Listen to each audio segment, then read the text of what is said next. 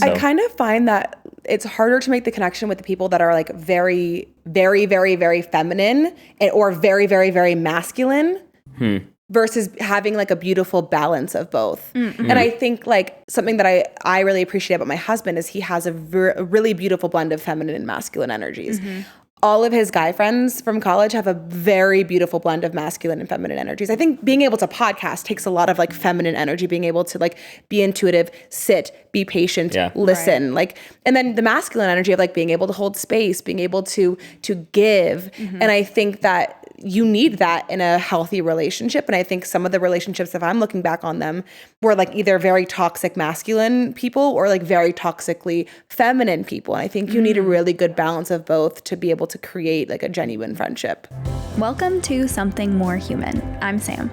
And I'm Elliot. We're a married couple exploring human connection and its impact on ours, our guests, and our listeners' lives. Join us in creating something more human.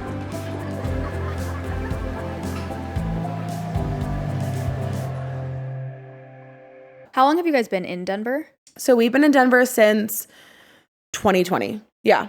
I mean, obviously, there was the pandemic, so you weren't really like getting out and meeting people during that time. You were also pregnant during COVID? Very pregnant. Very pregnant. Yeah. Okay, so what was the transition of post-pandemic, post-first baby to like meeting people? I know that you were in Boulder before. Did you already know some people? Did you guys feel alone? So that's the thing. I went to Boulder, but I didn't have a ton of friends who moved to Boulder afterward. I had a few. I had two good friends that moved from Boulder to Denver. And we would hang out, but it was also, I was the first of my friends to have kids. And my other friends were like worried about how they were going to make money and like what their careers were going to be, or even just the pandemic, like nothing was really happening. So we felt lonely in the sense of nobody else was in the phase of life that we're in. But at the same time, I actually really enjoyed having that time just be for us. I want to say during quarantine and maybe like 6 months postpartum with Lennox, my first, I like wasn't craving community. I was very much like, I want to just really get my feet wet with this whole motherhood thing and learn and be with my baby and find a groove with Lucas. And then I had help with my parents. My parents live here. So during the pandemic, I quarantined with them for my whole pregnancy. At 8 months, we got an apartment together, Lucas and I. Oh, wow. And then had the baby. And I wasn't craving community. I kind of go through that. We were talking about human design before this. I'm a 2-4, which I can explain more about. But that basically means that I have this 2-line energy that's the hermit profile type. And then a 4-line energy that's an opportunist. So it's like this very social butterfly. And so I kind of find that I ebb and flow between like, I want to go out and do all the networking. And then like literally nobody talk to me. I need to be alone. And I think that was one of the periods in my life where I was like, I'm learning so much more about myself by being with myself and my baby and Lucas. And I'm not craving so much that outside community. And then we hit a wall where we were like, oh my God, we like don't know anybody here that we can call over to even just like have a quick chat or like have some coffee or have a dinner. And that needs to change because all of Lucas's friends were still in Florida. Like his entire friend group from college moved to Florida or moved to Tampa. And so he was the only one that like was in a different state, but also now with a baby and just in completely different phases of life. So yeah, we went through this period of being like, we love being just the three of us. And then holy shit, like we don't have any friends. Was that in like 2021 that you felt that? Okay. 2021. 2021. And then I think our New Year's resolution for 2022 was like create community, find friends. Yeah. I listened to an episode 10 of What's the Recipe?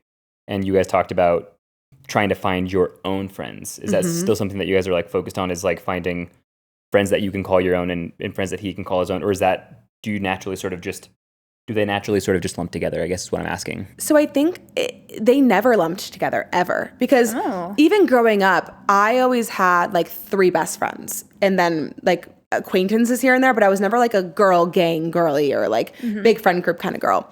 So it never lumped together. He was always like had a big friend group, had a bunch of friends, and we went to separate schools. So we never had like the same friends. We had like each other and then kind of did things, you know, with people. But then when we became parents, and became married, it was like, okay, how do we find people who I can be friends with, or who Lucas can be friends with, and then also like married friends that we can be friends with, or like couple friends. And we were 23, 24, and I was pregnant again. So like married, pregnant, 24, everyone's like getting in their first career or like just moving out with their parents. And so it was kind of hard because not only were we like young parents in a completely different phase of life, we have a different mindset. And like, how do you find growth-minded people? How do you find like-minded people? And so I think the whole, me finding friends and then him finding friends was more that he didn't have friends out here at all. Because I already had some in Boulder and then Denver. So I had like a couple that I could call up if I really needed a friend and they could come over. And he didn't have anybody. And he was working in the restaurant and he would get some social interaction from that. But then he switched to medical software sales remotely. So he was just working 9 to 5 by himself in the house. Also, no friends living in Denver or Colorado at all. That's tough. And it was tough. And so he was like, I need to meet some people. And he started going to the gym. And that was a way he could meet people. But I swear, I don't think it was like any place that we started to go that created the community. It was the mindset shift that we made of like, we want to make friends now. And before it wasn't really a priority. But when we shifted that mindset of like, no, we need friends, we need to make friends, it came to us. Yeah. That reminds me of like when you think about buying a car and then suddenly you're like, oh, this car is literally everywhere. Like you're That's not doing anything. It's called like your RAS in your brain, your reticular activating system. It's like you just start seeing all of it because your brain's the filter is clearer. Right. Yeah. It's like more from the subconscious up into the conscious mind. There was, and do you think that perspective shift is what sort of opened things up, opportunities up? Because you guys talk about a coffee shop that I don't know if you still frequent, that has a lot of other families that frequent the coffee shop as well, and you found a lot of friends there. Oh, the Den, right? Yeah, the Den. Talk about that. That was a place that I started going to just because I became a young mom and none of my friends were moms, but also a lot of the things that you can do as a mom with your kids are like very bright, obnoxious colors, all of these obnoxious kid songs playing in the background, plastic chairs that I have to sit on and my kids can go play. And it's like, just not the vibe. And it wasn't like adult focused. It was like kid centric. And then the adults were just there. The parents were just there. So I was really craving something that didn't feel like kitschy. It felt like genuine and authentic and a place that was cozy and homey. And so I walked into the Den. I think a friend recommended it to me, and it's this coffee shop. It's really cute. I mean, it's a coffee shop that's open to anybody. It's in Lowhigh, and then there's like a little play area in the back, so you can get a membership and there's a play area. And that was a great place for me to just meet other like-minded moms. Because again, like I've never been somebody that like I care deeply about quality over quantity with people. Like if I can't talk about surface level shit and then like get really deep into like your childhood trauma or like your family issues, then I don't want it. Amen. And I think that was hard, again, also too as a mom, because there's a lot of judgment, I feel like, in the mom space. Like, how do you open up and be vulnerable to a stranger that you just met? I kind of wanted to go back really quick because I'm a 1-4 in human design. Oh, okay. So that makes sense as to why you love numbers. Oh, does it? The 1? That's the investigator. You want to know everything about everything. That makes sense. Yeah. Yeah, I have that like analytical mind. For sure. Going back though to like the hermit versus like the socialite, do you feel like those seasons of desire also coincide with the seasons of the year? Like wintertime is that hermit mindset and summertime is that like socialite exploratory persona? No, not for me. Interesting. It correlates more with my menstrual cycle. Oh, interesting. With like my cycle. So in my luteal phase, like the second half of my phase, I want to be more hermit. But when I'm in my follicular or ovulating, I'm like bopping around. Where can I go? Who can I talk to? So for me, I will find these like big bursts of energy in socializing in the winter. And don't get me wrong, like there is this air of just like, I want to be cozy. Sure. But no, I think with kids, like the winter feels very cabin fevery and kind of Groundhog Day sometimes where I'm like, get me out. Like I want to get out. Sure. So I don't feel it as much seasonally. I feel it more with like my cycle. That's so interesting. I'm just starting to sort of like tune in to those phases of desire for myself. And I was like, okay, well, kind of like fuck capitalism and like splitting the years into quarters. Yeah.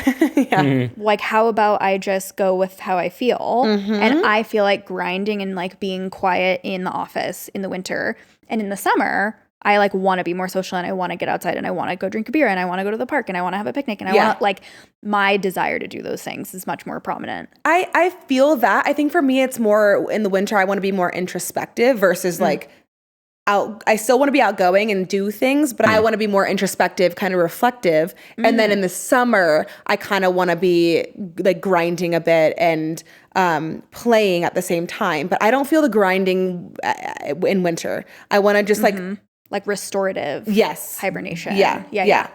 Oh, that's so interesting. Yeah. How do you feel? I haven't really asked you about like your energy cycle. I feel like every single day I feel like I have to be productive in some sort of way, 365 days a year. I don't feel like winter is a time for me to like relax and to be more introspective and to like hang out less. I think I naturally want to go out less because it's cold. Sure. But I feel like I'm always in, okay, if I don't check off like 5 things today, I feel terrible. Is you know what I mean? Is that though the result of like a lifetime of negative self-talk about like productivity and self-worth being tied together? Potentially, yeah. But I think it's all about wanting to get somewhere that you aren't yet. Okay, let me rephrase it. I think it's also not having a menstrual cycle. Like I'm dead ass because honestly, because their hormone cycle just literally regenerates every 24 hours. Yeah. So every single day they feel the same. Right. Where women, we don't. Ours is 28 days long. Right. So there are some days where we feel on top of the world, we want to be productive. Other days where we're like, I can't do anything. But I think that, and I'm not trying to compare like difficulties or challenges. Do you think that's almost a benefit in some way to know that like if I'm not feeling it this week, there is a reason. Like my body is telling me like this is my time to restore. This is my time to like, you know, relax and I don't know, restore. I think that there is a benefit, but I think that in the scope of modern day feminism, no, I think it's con because I think that when we can get into modern day feminism, but like I just think that there is this pressure to be very masculine, to do so much, to be productive. And so I think when you are a woman who is trying to like align more with her cycle intuitively in the way that she feels, and you don't want to be productive because you're maybe in your luteal phase and you feel like you don't have the energy because you literally don't, your estrogen is completely plummeting. Right. There's this societal pressure of like, you still have to show up to work. Right. You still have to get the job done. You still have to work harder, or you're not going to achieve your dreams. You still have to be like a piece of the capitalistic pie. Exactly. That's interesting because you talked about that quite a while ago, right? This epiphany that you had after going to the conference about your more feminine side. Yeah. And I think that's also when I was tuning into like the differences in my energy and my like desire for sociability, because when we first moved to Denver, we moved in the summertime or like the beginning of spring. We moved basically April, so we had the summer to enjoy, and then winter came. We just launched the podcast and I was like, okay, I just want to grind. But we had made a commitment when we moved to Denver, if we don't go out and find community ASAP, we're gonna hate it. And I am not as attached to Albuquerque as Elliot is, so it was easier for me to make the transition, so I didn't quite feel the pull as much. And then it also made our communication easier because I was like, this is my grind time, like this is my introspection grind time, and I promise that I will be more social and more interested in social engagements come spring and summer. And knowing that about myself and being able to communicate that, I feel like made a huge difference, even just in our relationship. Yeah, for sure. I agree with that. And how we interact with people, like meeting friends and who we're investing in and finding those people and when to go, because there is that should, like the shoulding, we should go to this networking event, or today's Friday, we should go out, or like it's the weekend, we should do something. But how do you stay true to kind of those authentic desires? What did you feel about Denver when you moved here? Because I think when I first moved here from Boulder, I felt like Denver was kind of cliquey. In a way where, I mean, I'm from the South. So like if you go to a beach bar and you don't know anybody, like people are talking to you. People are coming up to you. People are talking to you. Everyone's mingling. Yeah. Versus when I came here, I feel like if I went to a bar with like Lucas or a bar with like my girlfriends, everyone kind of stayed within their group. Yeah, that's interesting because I think Albuquerque has a similar, almost like Southern hospitality or like Midwestern hospitality, even though it's the Southwest, where like you go into a coffee shop and the barista genuinely is like, what are you going to do with the rest of the day? Like, how are you? Yeah. So we felt like it was a little bit colder in that way, but because Denver is such a transplant city, we felt like it was really easy to strike up conversation with strangers because there was kind of this common ground of I'm also new to the city, or I've also discovered these things, or I'm also looking for friends. Even if the vibe wasn't right, like even if we haven't stayed friends with some of those people, it was very kind of natural to strike up that conversation and go that way with the conversation. What do you think? I don't know. I don't know if I know. I want to say that it is more cliquey because I feel like it has been difficult to make friends, but I also feel like that's because we haven't put ourselves in as many positions to make them. Yeah. Like the friends that we do have now, we met at networking events. You know what I mean? What do you think? I'm just trying to think about how I feel about it. It's difficult because if you don't put yourself in a situation to make friends, then to me it does feel difficult to make friends, and I feel like it has been difficult because we haven't put ourselves in tons of situations. But when we do put ourselves in situations, it does seem like we make friends quite easily. Do you know what I mean? But here's the other thing too. I think I have a qualm with finding friends within categories of things that I'm interested in. Sure. Do you know what I mean? Like hiking club or these kind of like, sometimes I don't want to niche myself into a group. I just want to meet somebody on a whim that I think is a fucking cool person. Right. Versus being like, we both like to sew things. But how do you do that? How do you do that? Because I feel like that is the easiest. That's definitely seems like a universal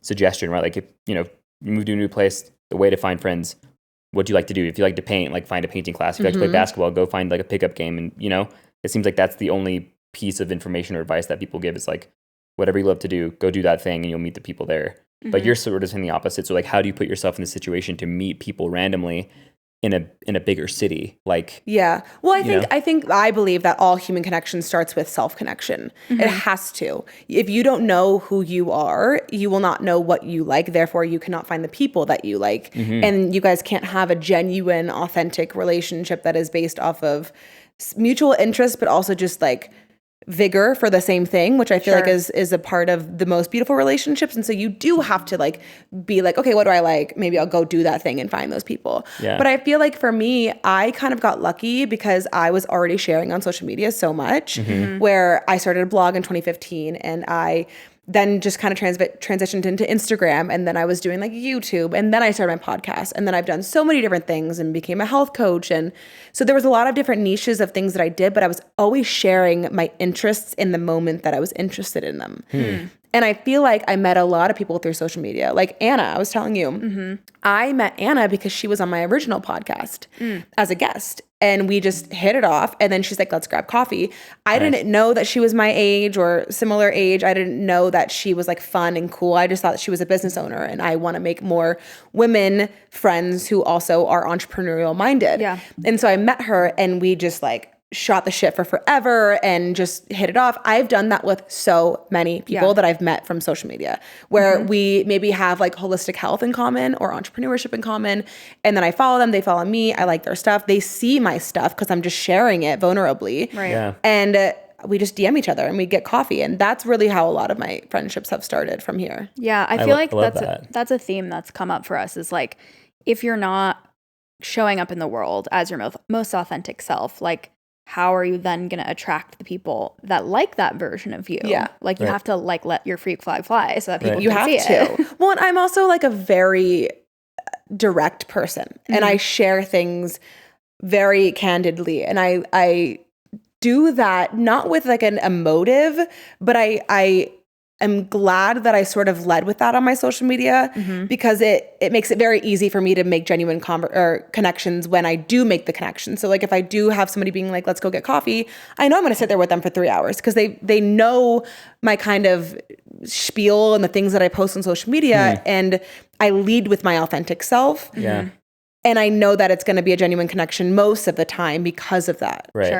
I love that because I feel like so often, not even on the podcast, but in my life, talking about how detrimental social media is, but clearly, obviously, it can be used for good.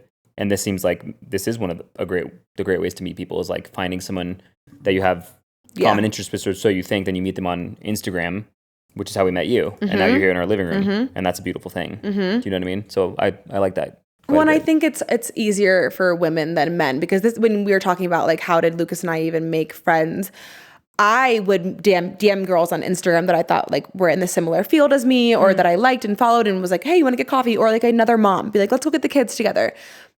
men aren't going to do that. They're not going to like go DM guy and be like, hey bro, you look cool. Like, let's go grab a coffee. Yeah. They're just not going to do that. I mean, some might, and I love that for them, but Lucas wasn't the guy that was going to do that. And so I think it is a little bit easier for women that I've felt that, but I think that there's a way to do it for men too. And I do think the in-person stuff is better for men. I don't know. That's what I've found. Why do you think men have a hard time reaching out? Do you think it's like, is it just pride? Is it just masculinity? Well, or is it more this complex might be a hot than that? take, but I think the social media space is kind of just like a girly place. I think it's just, I mean, I don't follow a lot of men influencers. I don't really like that vibe. Like I like, fair enough.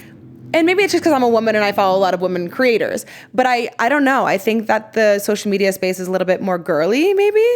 Yeah, that's interesting. I kind of feel like, tell me if you feel that way, because we're the same age, that we're kind of entering an era of girlhood where like I feel when I was in high school or like middle school, it was super catty. I had a really hard time making friends. Like I wanted the girls to like me, but sometimes they were really mean. Yeah. And now I'm like meeting so many women that are just so badass, so funny, so intelligent, so intuitive, so like down to have conversations, so down to hang out, so open to like saying hi. And that like nervousness for me to reach out is way lower than my like 16-year-old self. I relate to that because I think I also think that you seem like somebody that knows what she wants. That's fair. I think that's intimidating for women, girls in big time in middle school and high school. And I've always been similar to that. I've always known what I wanted and I've always been confident about it. Sure. And I've also always just been like outspoken about it. And I think that's threatening. And I think we're taught to feel threatened versus, hey, actually, if you support your friend in doing this because you love the person, then you're gonna also like go up, not like with them, but like it's going to benefit you too. It's going to benefit your self-worth. It's going to benefit your community. It's going to benefit, your friendship. Like, I think that's like kind of the untold secret that you learn when you become a woman is like, oh, actually, if we all work together, there's so much more beauty that we can create together versus like all being in our own little arenas and like wishing upon people's downfalls. Right. I think that also comes back down to what you're saying is like self-love and self-discovery and knowing the self. It's like the same thing with men. I think that people are intimidated because they have a hard time being happy even for themselves. And so like, how could they possibly be happy for somebody else if they're not happy for themselves? They're not doing what the thing that they want to be doing because they're scared for whatever reason. And maybe that is taught, from a young age. Yes. But I feel like I find that with men too. It's like, and I try not to take it personal, meeting some people who you can tell, like they've never congratulated you on anything that you've ever done. Yeah. I don't really take that personal because it's like, well, they have a hard time doing that for themselves. But it's important to find who those people are and weed them out because like we've been talking about, you are like, you find your median income, what's the saying? Yeah. If you take the average, if you take the average you income, are the 5. Yeah. Your like, network is your net worth. You know what I mean? Yep. Yeah. So I believe that wholeheartedly. And it's hard to do now, but it's like, it's certainly worth protecting my energy. Yeah. Because if I have 5 friends that don't congratulate me, and even vice versa, like, what is that going to do for your life, for your soul? You know what I mean? So, I kind of find that it's harder to make the connection with the people that are like very, very, very, very feminine or very, very, very masculine versus having like a beautiful balance of both. And I think like something that I really appreciate about my husband is he has a really beautiful blend of feminine and masculine energies. All of his guy friends from college have a very beautiful blend of masculine and feminine energies. I think being able to podcast takes a lot of like feminine energy, being able to like be intuitive, sit, be patient, listen, like, and then the masculine energy of like being able to hold space, being able to give. And I think that you need that in a healthy relationship. And I think some of the relationships, if I'm looking back on them, were like either very toxic masculine people or like very toxically feminine people. And I think you need a really good balance of both to be able to create like a genuine friendship. Yeah. That's so interesting. That's not something I've thought about before. Like in my own journey, I fall more naturally towards like the masculine, the leader, the person that's taking initiative, the person that's making the decisions. And in the last like year, I've been like, well, actually, I could also be soft and intuitive and emotional, and I don't have to do that in sacrifice Yes. of these other skills and these other types of traits that I have. But I haven't thought about like, how does that exploration change how I present in my relationships with other people and how I'm attracting types of people? Like, are they doing that kind of balance work and thinking about those sides of themselves? I think that you're very like balanced in that, like masculine and feminine. You don't have this sort of like chip on your shoulder about your masculinity, you know? And that's something that's always been very attractive to me. Yeah, I was going to say, I think that you and I are sort of in the same discovery mode of that, like opposite sex, but trying to find the balance between masculine and feminine. And I think, I'm trying to think why, but I think a lot of mine is attributed from having so many women in the family, women in the house.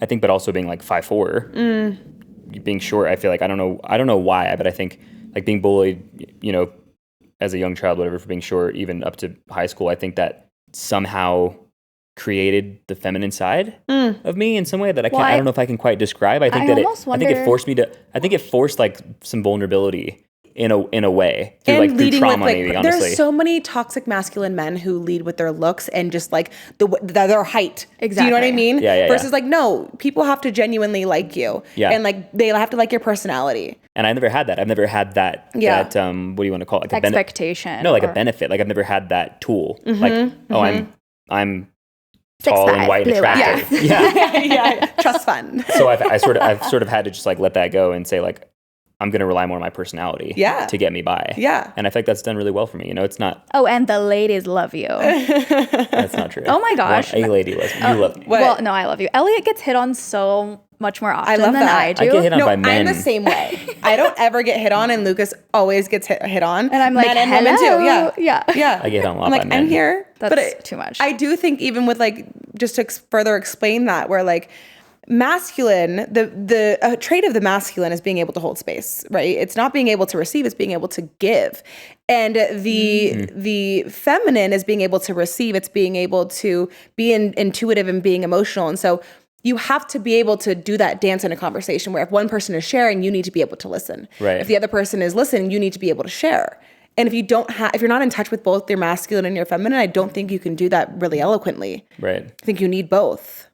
That is so fascinating. I love that perspective so much because you're such a good like question.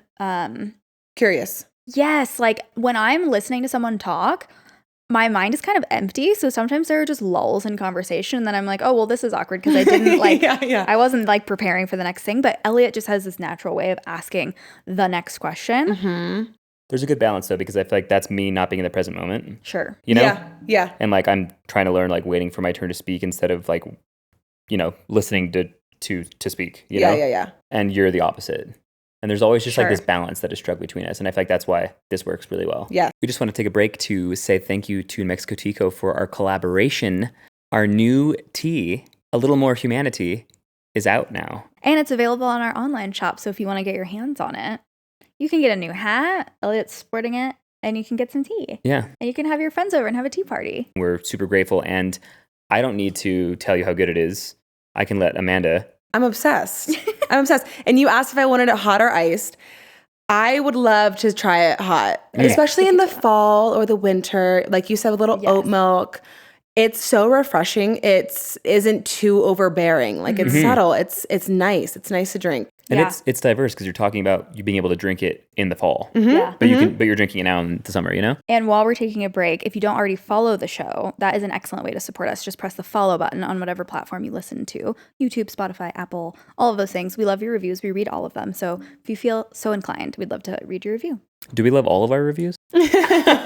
Have you guys gotten hate ones? Oh, no. We've actually gotten like kind of a lot about of people. Yeah. The cadence of my voice, people don't like. I'm just doing my best. all right, man. You kind of started taking us down this like trajectory of like life transitions, and it seems like you've had so many distinct transitions in life, especially becoming a young mom, transitioning from college straight into motherhood. What are some of the ways that you've navigated like friendship in those moments of huge transition? Because I do feel like proximity plays a huge role in how we make friendships more naturally. And usually that starts in school. And then when we leave school, we're like, well, what do we do? Okay, well, we'll be friends with people we work with. Okay, but you have a non-traditional job. Like, okay, now you have kids. How have you sort of navigated those transitions? Having zero expectations. I don't expect shit from my friends. And I think that I've gone into a lot of my friendships with the reflection of how do I want to be treated? Like, what do I want my friends to expect from me? Yeah. And as a mom, I can't be expected to answer my phone all the time. I can't be expected to be able to do everything all the time.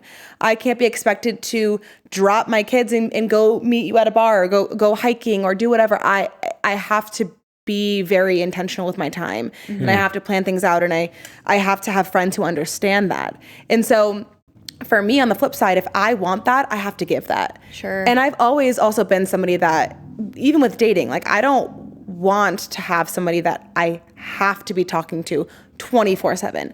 I want my friends to be able to add things to my life, not like me being dependent on them for my life. And so I think that navigating all these different transitions, for me, again, quality over quantity. Like, I have friends who I can go 6 months without talking to and then call them and it's like nothing ever changed. And I think giving each other the space to learn and grow and do our own thing. I mean, everyone has their own shit, whether you have kids or not. Like, you have a career, you have a family, you have a new city that you're moving to, you have things going on. And I also think, we were talking earlier about like this post-pandemic world. I am very adverse to doing virtual things now. Like, I used to have a whole membership community on virtual events. I don't want to do anything like that anymore because I am so just craving that in-person connection. Right. I also feel like I have that with my friendships. Like, I know that it's going to be way better when we're in person and when we can give that time to each other versus just like texting randomly and keeping the friendship that way. But I think you have to go into it. And this is maybe just because I'm a very honest and direct person. Like, all of my friends know how I am, know what I expect and don't expect from them. They know what our friendship means to me and what their friendship and my friendship means to them.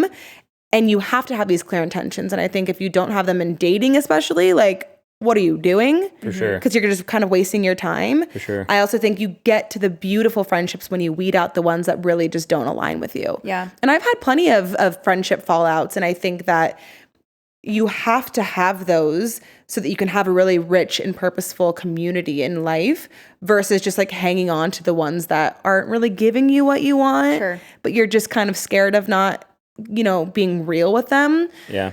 But like, you're benefiting the other person too if you cut it off, because it's probably like, it's never a one-way street ever. Relationships are always a two-way street. So if you're feeling some type of way, I'm sure the other person's feeling that type of way too. Right. For sure. The friends that you have right now that you're really close with, do you have ways of staying connected with them that are virtual, like texting or voice memos? Or are you like, I want to see you, and like the way that we're going to catch up is going to be in person straight up? My in-person friends, I'm always doing things in person. Like my Denver friends, I'm always doing something in person. Like, I'll have them over for dinner, I'll have them over for coffee, or I'll meet with them for coffee, or I don't like doing anything virtual. But my or like in different states friends, I'm such a voice memo girly. Like, I love sending so actually, this is actually a good example. One of my friends lives in Hawaii. She moved right from Boulder to Hawaii.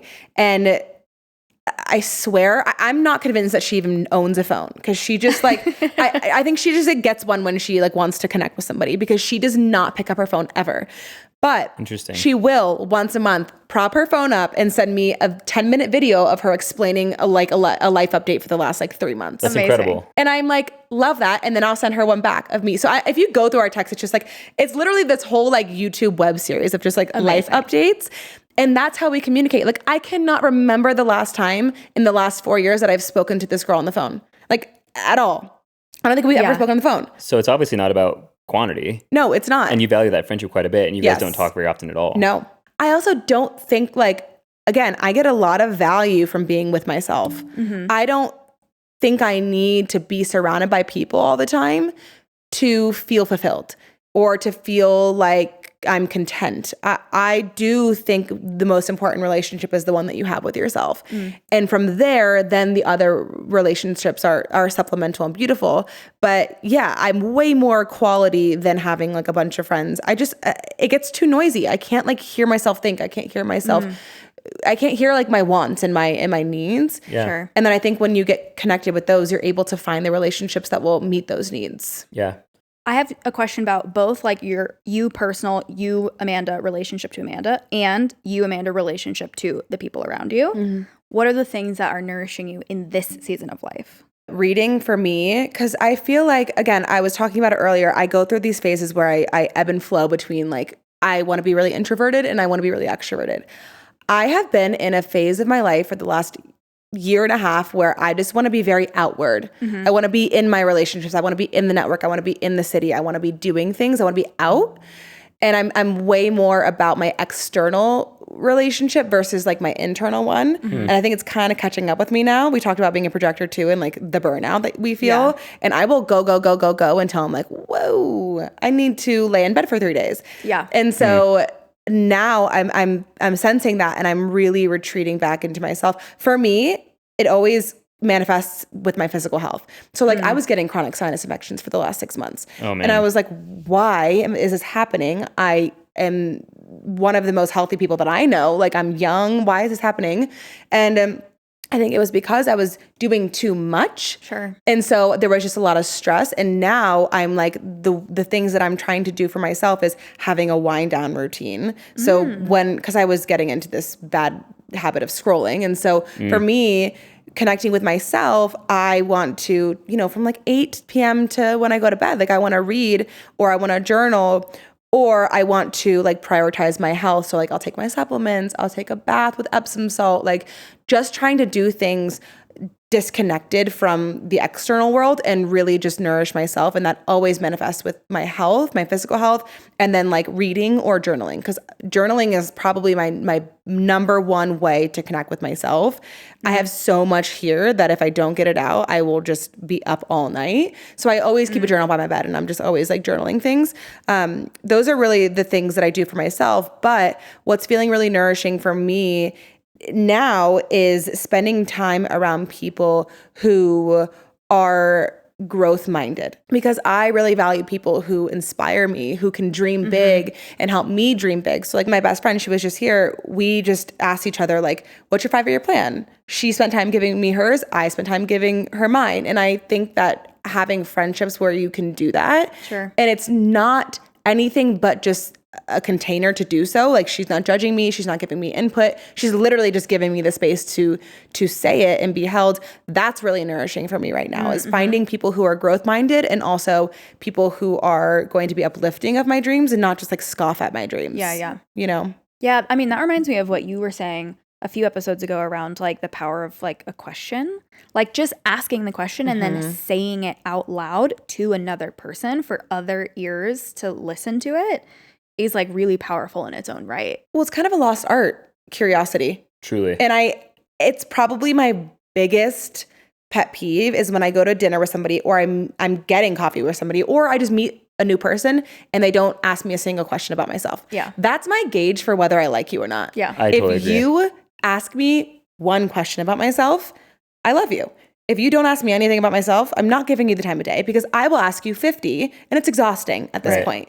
And so curiosity is just such a lost art. And I think it might come down to people feeling like, I mean, growing up, people would always be like in my high school, like if you raised your hand in class, like you kind of felt embarrassed, Yeah. And I don't think curiosity was really encouraged from a really young age. I think it's always just like, why do you ask so many questions and blah, blah, blah. But that's beautiful. Right. And that needs to be preserved, curiosity, because that's literally the foundation of relationships. Yeah, and I mean, it goes back to what we were talking about earlier. Is like, how do we navigate the volley of a conversation and like giving and receiving and holding space and taking up space? And I feel like that is something that we're all kind of relearning is like, how do you take up your own space? Yeah. And then have the confidence to ask someone that question. Right. And like, let's go deep. Like, what kind of questions do you really want to know about me? And like, what kinds of questions do you really want to ask? Well, I think that's my main criticism of social media. I think that's kind of why these things are happening more often. People aren't asking you questions because those people are so self-absorbed. And I'm not even saying that all those people are obsessed with themselves or all they care about is themselves, because some of them don't even actually realize they haven't asked you a question. Right. And sometimes I realize that happens with me if I'm like really in my head, if I'm depressed, if I'm like anxious. It's happened plenty of times in our relationship where like Sam's like, you're not giving me anything here, dude, because you're so wrapped up in yourself, you know? But I think this individualistic culture is to blame, in my opinion. And I feel like the people that are spending less time on their phones are the people that do seem to be more naturally interested in other people. And so like that's kind of why we're having these phone-free events. Yeah, you know I what love I mean? To that. sort of try and attract those kinds of people that want to have those meaningful conversations. They're not really expecting anything, but they want to get to know other people and not just have an hour to talk about themselves. Right. You know what I mean? There's a time and place for that, but I think that's a great gauge, and I agree. I'm like, and I try not to take it personally. Again, it's like that those people, I think they want to care about you, but I think they find it really difficult to do that because they're just so wrapped up in their own lives. Yeah. That's a great gauge. Like, have you asked me a question about myself at all during this entire conversation? And if you have, I feel like there's potential for friendship. Yeah. You know? Yeah, or like a great kind of temperature check of like, how do you value me in this relationship? Of like, okay, well, we've been hanging out for 3 hours. Yeah. You haven't asked me about updates on my life. Am I just a, sort of another piece of furniture in your life, or am I actually a contributor?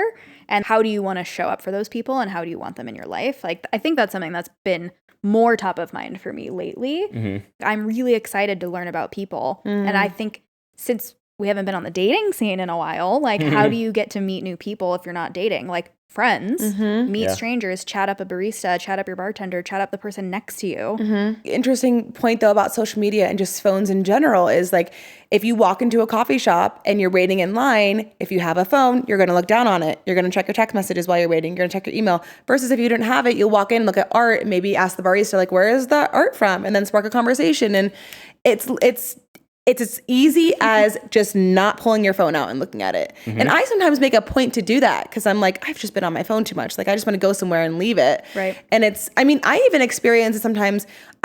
Lucas thinks this more than I do because I still do this. And I'm curious your thoughts. The fact that you love YouTube and you have like some vloggers that you like, even just like having a small following on social media, Lucas will say that the reason sometimes people don't ask me about myself when they meet me in person is because they feel like they know things about me already. Oh, interesting. But even if I meet somebody that I follow, I'm still asking them everything, even if I know the answer, because it's how you have a genuine conversation with somebody. I think he's giving people the benefit of the doubt. That's what I think. He sounds like an optimist. And a people pleaser. For sure. Yeah. Because I'm like, bro, they should be asking you questions in real life. Exactly. Like, they don't know everything about you. Exactly. Like, you don't know, like, your wife doesn't know everything about you. Right. There are plenty of things that, you know, that she That's could learn too. my point. But I do maybe get it. And I think just do like too. the phones in general, that's why I'm terrified to give my kids phones. Like, I don't want to for the longest time because I want them to form those skills on how to communicate. And I'm already seeing it. Like, my 4-year-old is too social for his own good. Like, he will walk up to a stranger on a bench and be like, how's your day going? What's your name? Like, where'd you come from? We want a coffee? Like, he's just very thorough and engaging and loves people. And like, it's because we try to limit screen time. We interact with him. We talk to him like a normal human being. We have conversations with him. And I think that's a lost art. I want my kids to entertain themselves. Right. And they don't do that if they're being babysat by a TV. They do that by learning imagination and creative play and being able to like be outside with nothing and create something from it. Well, this is the thing that you talked about, curiosity. There's no curiosity because there's no room for it. You know what I mean? Like, if you don't have a phone, like, you're kind of forced to be curious about the world. Right. Which is like what we're missing. Right. You know? Yeah. I'm curious, do you guys have any parameters with your phones as a couple? This morning I was criticizing somebody. I forgot what it was about. It was like be a good ambassador for like your brand. You know, like, this sounds like a contradiction. I forgot what it was. It doesn't matter. I was criticizing somebody. So I apologize, universe. Because I'm the same way. Like, we're having these phone-free events. We're talking about like not being on your phone. And then I'm like, definitely have a phone addiction, probably spending 6-7 hours on my phone sometimes a day. And so the answer is no, but I know I need to give myself one. And the audience wasn't hearing the conversation we just had about like wanting to like throw my phone off the edge of, the edge of the balcony and get a brick phone. Like, our friend Delaney has a phone in Albuquerque, just a brick phone. Just a flip phone. It's so cool. I'm like, I don't know one person in my entire life that has a phone like that. Just Delaney. I don't. Just Not even my Delaney. 80-year-old grandma. She has a full iPhone, iPad, computer. Amazing. But I was also just saying, like, I think that we see phone addiction as something that's very, like, that's not a big deal because it's, like, not heroin or it's not alcohol. But it is definitely an addiction, you know what I mean? And so I don't know what I can do. I feel like we've talked about this. I go every month, I'm like, I need to get rid of my phone. And at some point, the audience is going to be like, Elliot, how many times are you going to talk about getting rid of your phone? Like, Boy, maybe you should just do it. But it seems very difficult to do when, like, your job is, like, revolved around creating content, you know, and you have this really nice phone, this really nice camera. But I also think that's just an excuse. Like, if you're really having trouble with something, like, you'll do whatever it takes. Like, an alcoholic would not have beer in their house. Right. They would avoid it at all costs. Like, that's kind of why I got you that camera for your birthday, so you don't have to use your phone to take pictures at gatherings. I got Elliot this really cool, like, half Polaroid, half digital camera where you can, like, put a micro SD card in it, but you can also, like, print Polaroids. super Oh my gosh, sick. I love that. Yeah, it's really cool. But I think my perspective of that is, and this is just how I am, if I ever want to quit something, I do it cold turkey. And I've done that with like my phone. My thing has always been social media. Like, I don't really touch my phone because I'm not a big texter or anything, but social media I will be on, and I will have an issue sometimes stopping that. And so what I've done is just delete all the apps from my phone for like 3 weeks. And then I, like, never touch my phone, and it's great. But I think you have to do almost an extended period of time and come back to it versus, like, 2 hours. You know, at 8 p.m., put your phone away. Like, that's not going to work. You need to do, like, for a solid 3 days, I am deleting all the apps. Yeah. Right. But I think I'm also too easy on myself. Exactly. It's like, you're saying that that's not enough. Like, okay, I'm telling myself I'm getting it off my phone at 8. You should be able to do that, though. Like, you should theoretically be able to take your own advice and say, like, I'm going to put my phone down. And if you can't, like, that's how you know you have an addiction. It's hard. But I feel like most people would not. I don't know if I'd be able to do that if I was like 8 p.m. I mean, I say that I have a wind down routine at 8, but like sometimes I'll have to set the alarm. That's on my phone. Right. Sometimes I have to check the kids' baby monitor. That's on my phone. Right. It's like, and then there's a text message from my mom about what time I'm bringing the kids over. So it's like, it's just this snowball. So it's hard. I think it's hard for everybody. I think so too. Yeah. I mean, I think for me, maybe it's around like the actual picking up of my phone, because what you're saying is like you go to check the kids, you see you have a text. Like if I'm on the computer working, then I'm going to respond to a text on my computer, and then I'm not inevitably like, how did I get 2 hours deep in TikTok? I've just put my phone away and I'm answering emails, I'm answering texts, I'm getting on my FaceTime calls or my Google Meets or whatever. Yeah. And then when I'm done with my like work for the day, then I have the freedom to like pick up my phone and get distracted. Right. So I wonder if that's also a way, is like the actual act of picking up your phone. I think about that all the time. Like, I know that if I go over here to pick up my phone, you know yourself, Elliot, and you know that you're going to sit down and get comfortable and stay on it. So like, just don't pick it up unless you like actually have a reason. If there's like a text message or you need to send something, you know. But it's interesting. You're saying you're going to talk about how normal I am. It's crazy that you can go from like, because what you normally do is like you get done with your workday at 3 or 4, and then what you have done in the past, which is fine, you'll veg out on TikTok, and that's how you decompress for a couple hours. And now you literally fucking get off your phone at 3 or 4, and then you read until 10 or 11.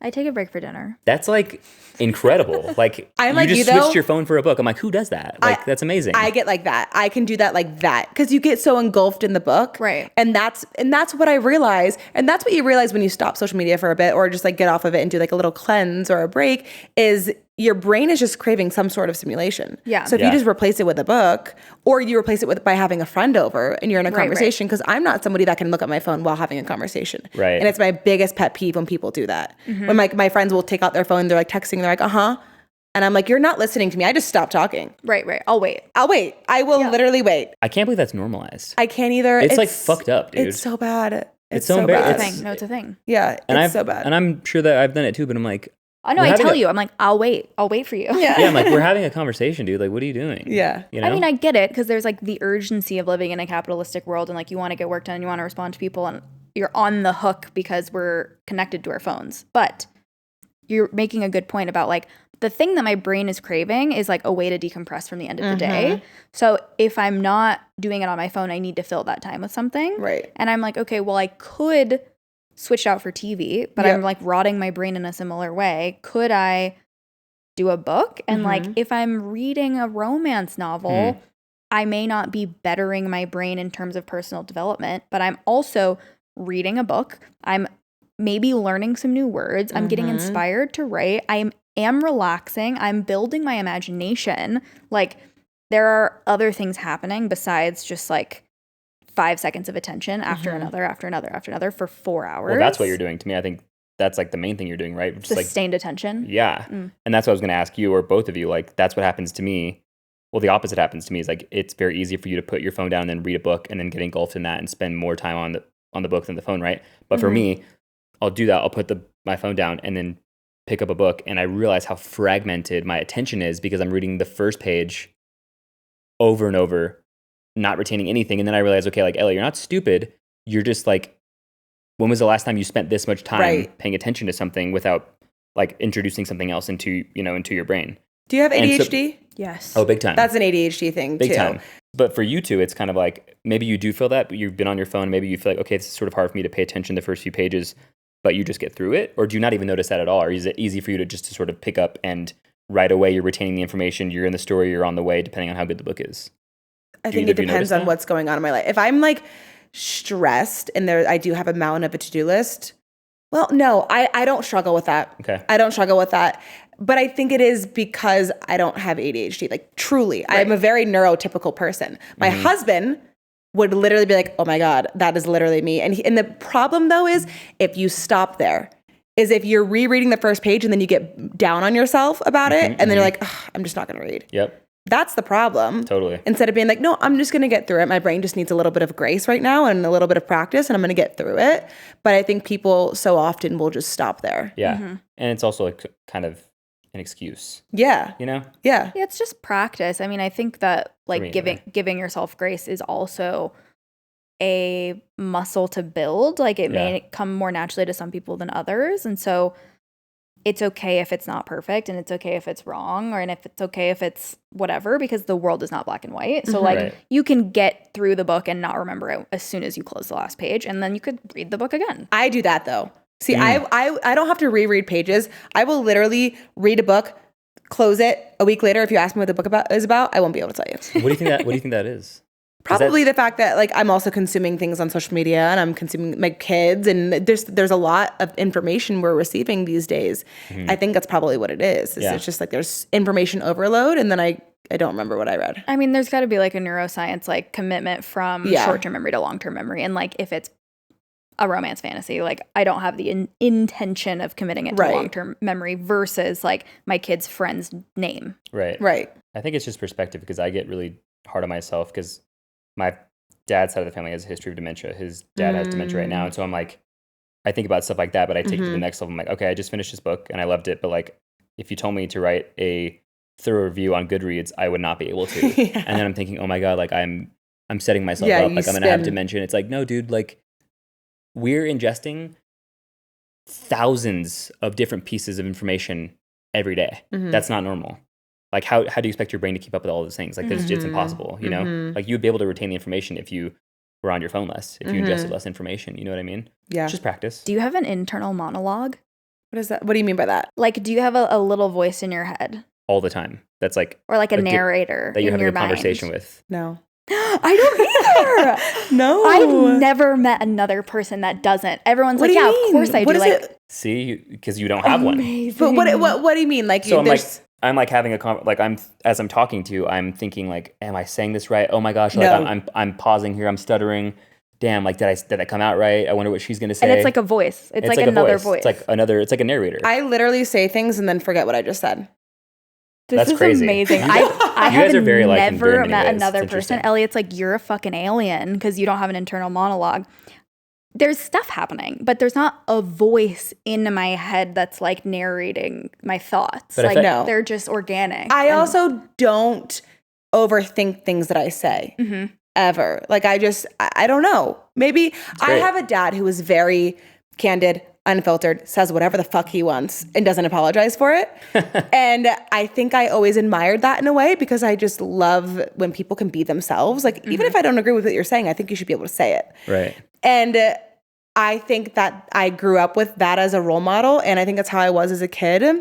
And so I think I just have over time, like never developed it because I didn't need to. Sure. Right. You know? Yeah. Amazing. I am delighted. Interesting. I didn't know so many people actually have that. I think that it's quite rare to not. I think most people have an internal monologue. Ask your man. I think he probably has an internal monologue. He probably does. If he's a neurodivergent, he's very he's neurodivergent. He's very people pleasing too. Like very. I'm not gonna just like spill out all of his therapy notes, but he like literally, he's very much he lived in perception and like what people are thinking about him. I don't think that. I don't think about what people are thinking about me.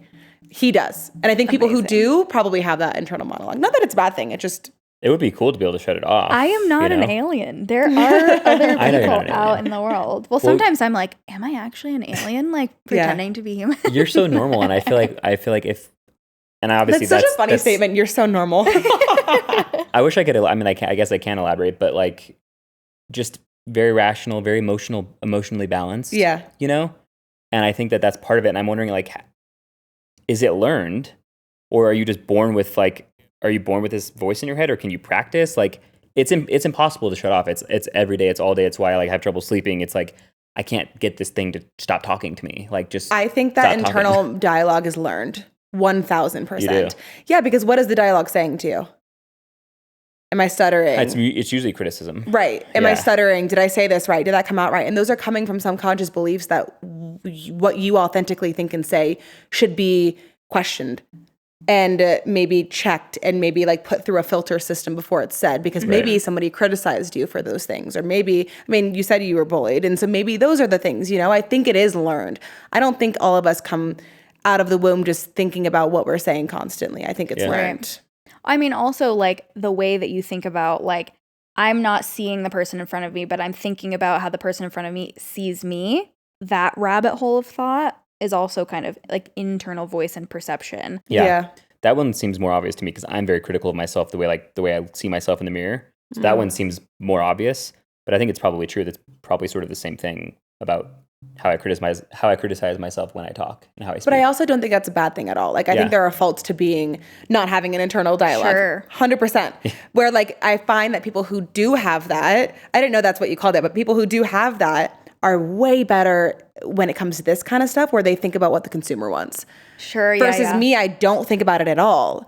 So there's pros and cons to both. Yeah, see, that's what I'm thinking about all the time on the podcast is, like, this imaginary audience that's right there. It's like, what do they want to hear? Mm-hmm. Like, is this conversation going the way that it should? It's like, Elliot, this is supposed to be just a regular conversation. Sure. It's not supposed to be super scripted. I mean, also, like, going back to what you were saying earlier about sort of like the unfiltered confidence is intimidating. Like, because I know my intentions and I just say like what I'm thinking and what I mean, and I don't sugarcoat it. Sometimes Elliot's like, Sam, you sound like a fucking dick. Like, you should like rein that in. And I'm like, oh no, like, I didn't mean to make that. Like that, but. I mean, like, lovingly, like that did not come out the way that you meant it, and like unsure maybe if the person receiving it knew your intentions were pure. So like, I think yes, having that like mental filter is. But I think that the people wouldn't receive it that way if they also felt confident about themselves. Sure. Do you know what I mean? Exactly. Like, it's all about how the other person feels about themselves and how they're going to receive it. Right. And why am I perceiving that someone else is going to receive that wrong? Right. Because I would? Right. Like, you should just trust that they know that Sam's a good person because she is, and that what she's saying is, you know, is good, is positive. Sam and I want to thank you so much for listening to Something More Human. If you're enjoying the podcast and want to support us, there are plenty of no-cost, minimal effort ways you can do so.